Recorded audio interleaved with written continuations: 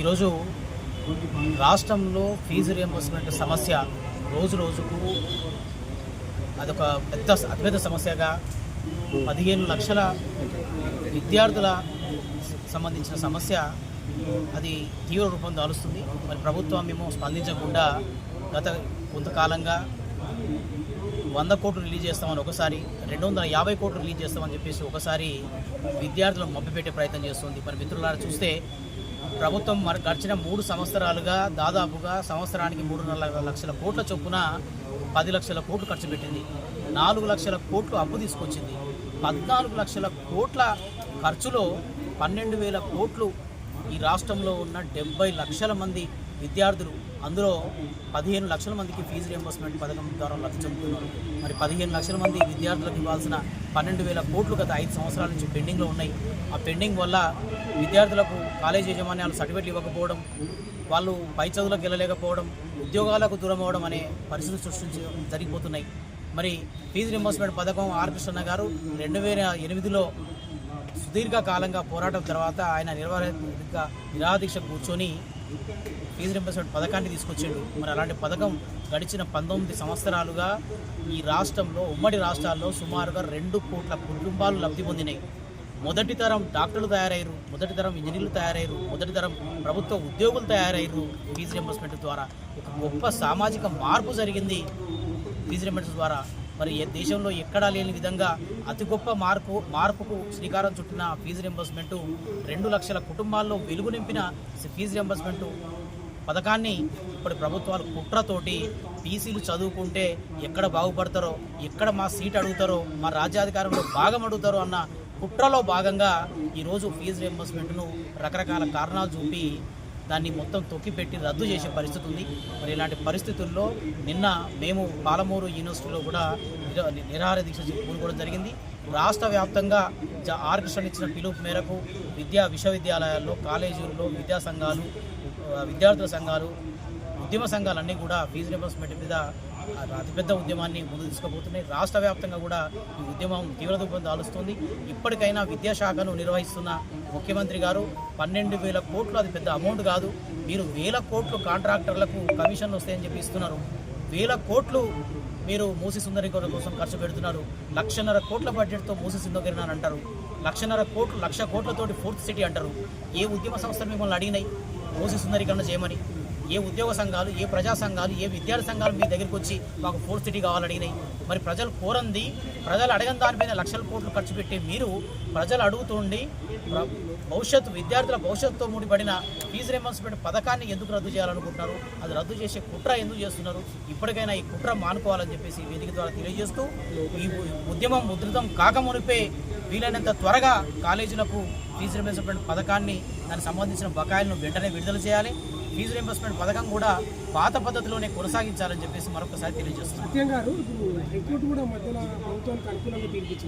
దాన్ని మనం విద్యార్థుల నుంచి వసూలు చేసుకోండి, మరి ఏమైనా సత్రాల నడపడానికి డబ్బులు లేకపోతే ఎట్లా అనేది ప్రభుత్వానికి కొత్త అనుకూలంగా వచ్చినట్టు వాస్తవమే. కానీ అందులో ప్రభుత్వానికి అనుకూలంగా కాకుండా ప్రభుత్వము జీవో నెంబర్ 7 ఏదైతే ఇష్యూ చేసిందో, ఏమని ఇష్యూ చేసిందంటే, మేము నేరుగా విద్యార్థులకే ఈ డబ్బులు చెల్లిస్తాం, ప్రభుత్వ ట్రెజరీలోంచి నేరుగా విద్యార్థులకే చెల్లిస్తాం, విద్యార్థుల దగ్గర నుంచి కాలేజీలోకి తీసుకోవాలని చెప్పింది.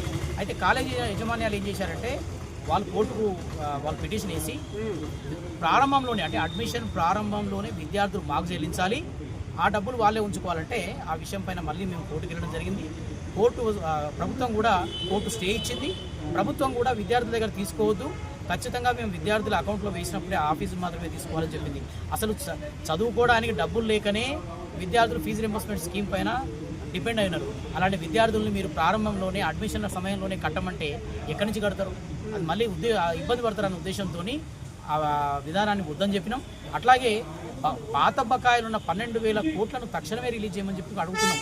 దాని కారణంగా కాలేజీలు సర్టిఫికేట్లు ఇవ్వకపోవడం, చాలామంది అంటే విద్యార్థులను ఇబ్బందులకు గురి చేయడమే సంఘటనలు జరుగుతున్నాయి. అటు కాలేజీ యజమానులు కూడా అనే పరిస్థితి లేదు. ఎందుకంటే వాళ్ళు బోధనా సిబ్బందికి, అద్దెలకు కాలేజీల అద్దెలు కట్టలేని పరిస్థితిలో ఉన్నారు. మరి కాలేజీలు నడిపించాలంటే వాళ్ళకు కూడా అవసరాలు ఉంటాయి కాబట్టి వాళ్ళని కూడా ఇబ్బంది పెట్టే పరిస్థితి ఉండొద్దు కాబట్టి ప్రభుత్వాన్ని మేము బకాయిలు ఉన్న 12,000 కోట్లను వెంటనే విడుదల చేయాలని చెప్పి కోరుతున్నాం. కాలేజీ యాజమాన్యాలకి ఇవ్వని గవర్నమెంట్ విద్యార్థుల అకౌంట్లు వేస్తుందంటే ఏ విధంగా నమ్మొచ్చు? గడిచిన 19 సంవత్సరాలుగా 2 కోట్ల మంది లబ్ధి పొందిన పథకం ఇది. అద్భుతంగా ముందుకెళ్ళిన పథకం. ఇలాంటి పథకాన్ని గడిచిన 5 సంవత్సరాలుగా కుట్రపూరితంగా ఎక్కడ వెనకబడిన వర్గాలు చదువుకుంటే బాగుపడితే మా రాజ్యాధికారం లాక్కుంటారో చైతన్యం వస్తుందో అన్న కుట్రలో భాగంగా వీళ్ళు ఈరోజు ఈ పథకాన్ని రద్దు చేసే ఆలోచనలో ఉన్నారు. కానీ అదర్వైజ్ 2008 ప్రారంభం నుంచి ఈ రోజు వరకు కూడా కాస్త వెనక ముందుగా కాలేజీ యాజమాన్యాలకు డబ్బులు అందినాయి. కాలేజీ యాజమాన్యాల ద్వారా ఈ రాష్ట్రంలో మొట్టమొదటి అంటే డాక్టర్ కావాలనడం ఒక కళ, ఇంజనీర్ కావాలనుకోవడం ఒక కళ, ప్రభుత్వ ఉద్యోగి కావాలనుకోవడం ఒక కళ బీదాబిక్కి కుటుంబాల్లో. అలాంటి మొదటి తరం డాక్టర్లు తయారయ్యారు, ఇంజనీర్లు తయారయ్యారు, ప్రభుత్వ ఉద్యోగులు తయారయ్యారు. ఫీజు రియంబర్స్మెంట్ పథకం ఇది సామాజికంగా ఆర్థికంగా అతి గొప్ప మార్పుకు శ్రీకారం చుట్టిన గొప్ప పథకం. ఇలాంటి పథకాన్ని ఎట్టి పరిస్థితుల్లో మనం కాపాడుకోవాల్సిన బాధ్యత ఈ రాష్ట్రంలో ఉన్న బీసీల పైన, ఎస్సీ ఎస్టీ విద్యార్థుల పైన ఉంది. ప్రభుత్వానికి భారంగా మారింది అనేది ఒక వార్త వస్తుంది. చాలా భారంగా మారింది ఇది ఫీజు రియంబర్స్మెంట్. అంటే మంచిగానే ఉంది పథకం, కానీ డబ్బులు లేక ఇబ్బంది పడుతున్నట్లు కనిపిస్తూ ఉంది. ప్రభుత్వానికి సంబంధించిన చాలామంది మాట్లాడుతున్నారు. అయితే ఈ విషయంలో ఒక సంవత్సరానికి ప్రభుత్వము 2,100 బడ్జెట్ కేటాయిస్తే ఫీజు రియంబర్స్మెంట్ పూర్తి అవుతుంది. దీంట్లో ఎస్సీ ఎస్టీ విద్యార్థుల కోసం కేంద్ర ప్రభుత్వం సర్దుతున్నది 1000 కోట్లు. అంటే రాష్ట్ర ప్రభుత్వం మీద 1,200 కోట్లు మాత్రమే ఒక సంవత్సరానికి బాధ్యత ఉంది. మరి 15 లక్షల మంది విద్యార్థులు బాగుపడి వాళ్ళ భవిష్యత్తు బాగుపడి ఇంత గొప్ప పథకానికి 1,200 కోట్లు ఏ పాటి? మీరు చూస్తే కాంట్రాక్టుల పేరు మీద, అంచనాల పెంపు పేరు మీద 1000 కోట్లు దండుకుంటున్నారు. కాంట్రాక్టర్లు సెక్రటరియట్లో కమిషన్లు ఇస్తే తప్ప మా బిల్లులు వస్తలేవు, కమిషన్ల కోసమే కాంట్రాక్టులు ఇస్తారని సమ్మెలు చేసే పరిస్థితి వచ్చింది. మీరు అందరూ గమనిస్తున్నారు. మరి ఇలాంటి పరిస్థితుల్లో 1,200 కోట్లు అనేది పెద్ద విషయమే కాదు. 3,50,000 కోట్ల బడ్జెట్ మన తెలంగాణ ప్రభుత్వాన్ని. దాంట్లో సంవత్సరానికి 70-80 వేల కోట్లు మళ్ళీ అప్పు తీసుకొస్తున్నారు. మరి ఇది దాదాపుగా 4 లక్షల పైచీలుకున్న బడ్జెట్లో 1,000-1,200 కోట్లు ఖర్చు పెట్టడం అనేది పెద్ద విషయం కాదు. దీన్ని ఖర్చు రూపంలో కాకుండా తెలంగాణ భవిష్యత్తు పైన ఖర్చుగా, తెలంగాణ భావితరాలపైన మనం పెట్టుబడిగా భావించాలి. ఎప్పుడైనా పెట్టుబడిగా భావించినప్పుడు అది ఖర్చు రూపంలో తీసుకోవాల్సిన అవసరం రాదు. ఇది ఒక గొప్ప పథకం కాబట్టి దీన్ని కొనసాగించాలని కోరుతున్నాం. ఓకే, ఈ ఎక్కువ శాతము ఏమన్నా చాలా మంది వెనుకబడే అవకాశం ఉంటుంది విద్యాపరంగా. దీంట్లో ఎస్సీ ఎస్టీలకు కేంద్ర ప్రభుత్వం మొదటి నుంచి కూడా ఫీజు రియంబర్స్మెంట్ పథకం వాళ్ళకి ఇస్తుంది కాబట్టి ఎస్సీ ఎస్టీలకు కేంద్ర ప్రభుత్వం ఇచ్చే నిధుల నుంచి కొనసాగుతుంది. పూర్తిగా నష్టపోయేది మాత్రం బీసీలే.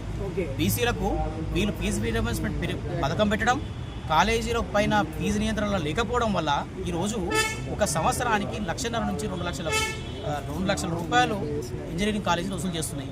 మరి ఒక బీదా బిక్కి కూలీ నాలి చేసుకునే బీసీ బిడ్డలు ఒక ఇంజనీరింగ్ కావాలనుకుంటే 10 లక్షల రూపాయలు ఎక్కడి నుంచి కడతారు, ఎక్కడి నుంచి తీసుకొస్తారు? సో ఇది చాలా పెద్ద సామాజిక విప్లవానికి దారితీస్తుంది ఈ విషయం. ఈ పథకాన్ని ఎత్తేస్తారని చెప్తున్నారు మీరు. మరి విడతల వారీగా 2,500 కోట్లు చెప్పారు. నెలకు ఒకసారి మేము ఫీజు రియంబర్స్మెంట్ విద్యార్థుల అకౌంట్లోకి వేస్తామని చెప్పేసి ముఖ్యమంత్రి. మేము అడుగుతున్నది ఫీజు రియంబర్స్మెంట్ ప్రస్తుతం వాళ్ళు మార్పులు చేర్పుల ప్రకారం 250 కోట్లు నెలకి విద్యార్థుల అకౌంట్లో వేస్తామన్నది ప్రస్తుత విద్యా సంవత్సరం నుంచి. మేము అడుగుతున్నది 12,000 కోట్ల పాత బకాయిల గురించి. 12,000 కోట్ల పాత బకాయిలు రిలీజ్ చేయకపోవడం వల్ల విద్యార్థులకు సర్టిఫికెట్లు ఇవ్వట్లేదు. కాలేజీలో వాళ్ళు సర్టిఫికెట్లు ఇవ్వకపోవడం వల్ల పై చదువులకు వెళ్ళలేకపోతున్నారు, ఉద్యోగాలకు వెళ్ళలేకపోతున్నారు. కొంతమంది అయితే మొన్న మీరు చూస్తే హయత్ నగర్లో ఒక విద్యార్థి ఆత్మహత్య చేసుకున్నాడు. కాలేజీలు సర్టిఫికెట్లు ఇవ్వట్లేదన్న బాధతోటి, పై చదువులకు వెళ్ళలేకపోతున్న బాధతోటి ఆత్మహత్య చేస్తున్న పరిస్థితి.